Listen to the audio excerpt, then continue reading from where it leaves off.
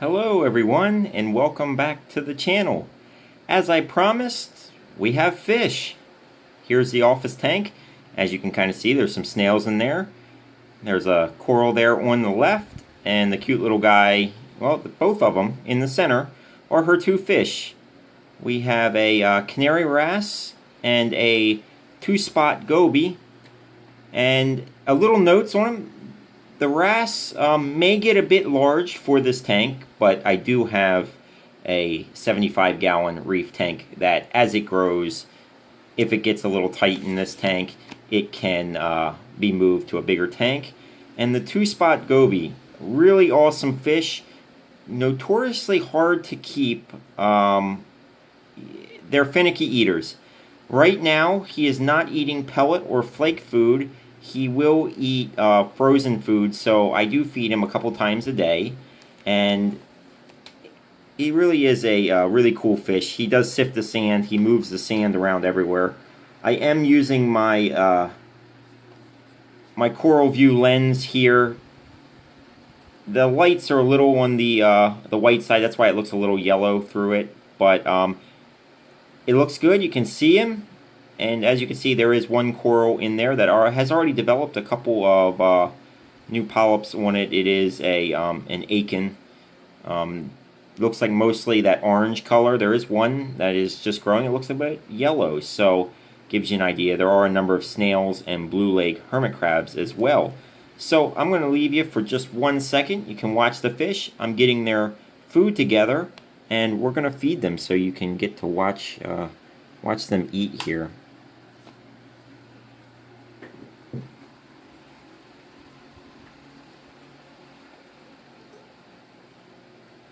As we get ready, I like to thaw the food in a separate cup. Then I'll feed them with the turkey baster. I can also target feed some of the corals here as well. First, we'll throw some down here. You'll see he readily eats those with no problem. Let's throw a little more down there towards them. I feed 2 to 3 times a day. It's really important for the two-spot that he gets a lot of food, because being this is a new tank, there is no establishment to the sand itself, and he will need to be fed more than what he can just find. So as we sit here and we watch him eat, you'll see he'll pick through. You'll see some of the hermit crabs all start to come out. There are 5 blue leg hermit crabs in there. This is a smaller tank, so we won't need too much more. We are looking to add some more corals coming up here this week, so I know we advanced pretty quickly as far as the videos. It has been, quite a while. It's been over 8 weeks since we put water in the tank, and the fish have been in here now for 2, so it was 6 weeks we let with a cycle. The rocks have been sitting in salt water for over 6 months, so they had time to really leach out everything that they were going to get out of them, and the cycle went really well. The sand, need to have the sand for the goby that's in here. I wasn't necessarily keen on putting sand in it, but over time, this is a smaller tank. I can take the sand out as the years progress, because the sand really is, it's the toilet of the tank. Everything that it ends up down in the sand bed, and a lot of times sand's really nice for the way that it looks. It makes it look like that nice reef tank, but as far as it collects a lot of stuff, so you do have to make sure you clean your sand. Don't let it get too far. If it starts to get too far, you got to leave it, because it's just, if you disturb it up, you can kill everything in the tank with all the with everything you're going to kick up in that, because it's basically like taking your septic tank and pouring it all over your house. As you can see, he sees his reflection a little bit, and he's all puffed up there. The glass could use a cleaning, but that brown algae is all part of a newer tank. It happens. I did clean it a few times. I like to leave a little bit on there. The snails need something to eat, and it helps them just overall as far as, giving food that's available. So I hope everybody's enjoying the tank. It's been a good progression so far. There will be a number of stony corals being added to it, mostly LPS or large polyp stony corals around the base. And then there will be, once we get about 6 to 8 months in, we will start to work in a few SPS on the top of the tank. But as you can see, got some happy fish here for feeding time. The two-spot is really cool. He bounces around like this and definitely goes through the sand. He will move the sand around. It's really cool. Sometimes he'll pick up a hermit crab and transport him to the other side of the tank. He had actually all 5 of them all put into a pile one day as he was just picking them up and spitting them right at the base of the rock. He wanted them all together. I guess he wasn't real happy where they were moving around. I'm debating about putting another power head in the tank.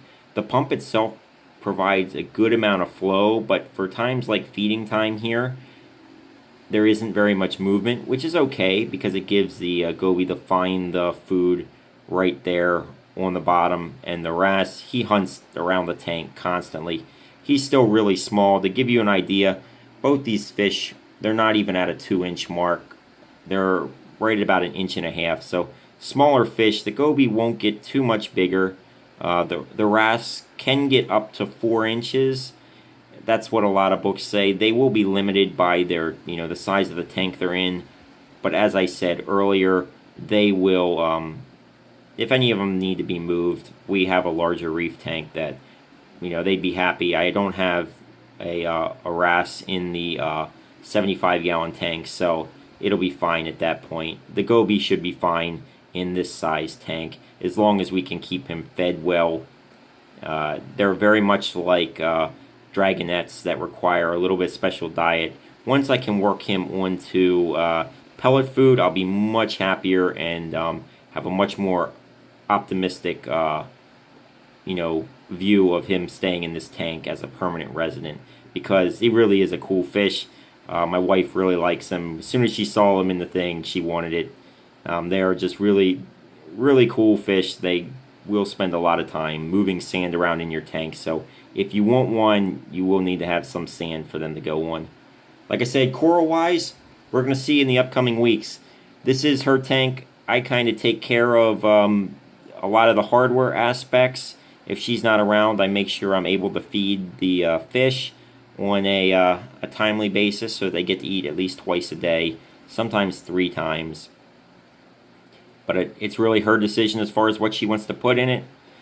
If we have to make any adjustments, we'll make the adjustments. But coral will be totally up to her, and I can't wait to see what she picks out. So I know it's been a long time on the update. I thank everybody. I will do some more. Let's kick the pump back on, and we'll see if we can push a little bit of food around, and everybody can see if he's going to eat a little more, because I do like to make sure that he eats.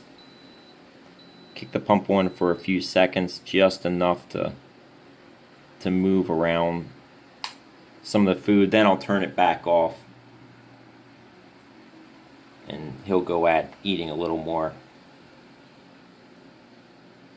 It's really nice to see coral growth as well. You can see one of the blue leg hermit crabs working his way across the sand. And then obviously the snails. There are 4 snails in there that help keep the algae population down. I don't think I'm going to need too much as far as snails more in here. There may be some more hermit crabs, as if feedings are going to get heavier with more and more corals. We may need a little more of a cleanup crew. But right now, it looks like there was a shift in light. Everything got a little bit more yellow. Like I said, I have the filters on right now, so we're not seeing a bunch of blue light. But this is the time of day that the white lights are on more than any other point. So that's why you're getting this yellow look. I'll actually pull the filter off right now, and we can take a look what it looks like without the filter on. It may actually look half decent. So I'm going to go ahead and take that off. And there, that gives you an actual view right now of what I see the tank to be. The camera always shows a little more of the blue light than your eyes pick up. It doesn't quite look this blue in person. That is kind of from the camera itself. So now we're going to kick the pump back on.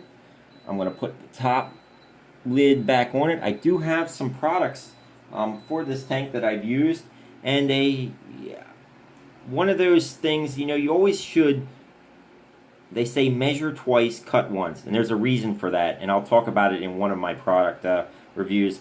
I made a miscut, and it made me have to go around and cut some more. The product still works absolutely fine, but it's not as nice looking as I normally had hoped to, but at least it all matches.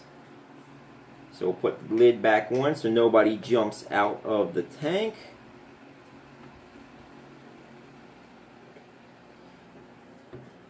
And there you saw it. That was feeding time for the office tank. As you can see, there still is a bunch of stuff floating around.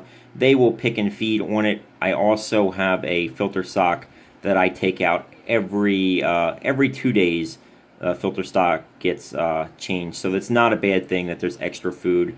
It's such a small tank that I basically cut up frozen food pieces a few times. I at a one frozen chunk I get about 4 feedings, so there may look like there's a lot of extra. They will eat it, the cleanup crew will eat it, and the filter sock will catch whatever's left over. So all the tank tests have been really good, so I've been really happy with it. I thank you all for joining me here today in the update for the office tank, and I hope everybody's enjoying it. Let me know in the comments what you think of the tank, what you think of its occupants. If you're somebody that keeps a reef tank yourself, I'd like to hear what your experience is, and would love to, if you have any videos posted, or if you're on any of the reefing forums, I'd love to see what your tank looks like. I thank you all for joining me, and as always, have a wonderful day.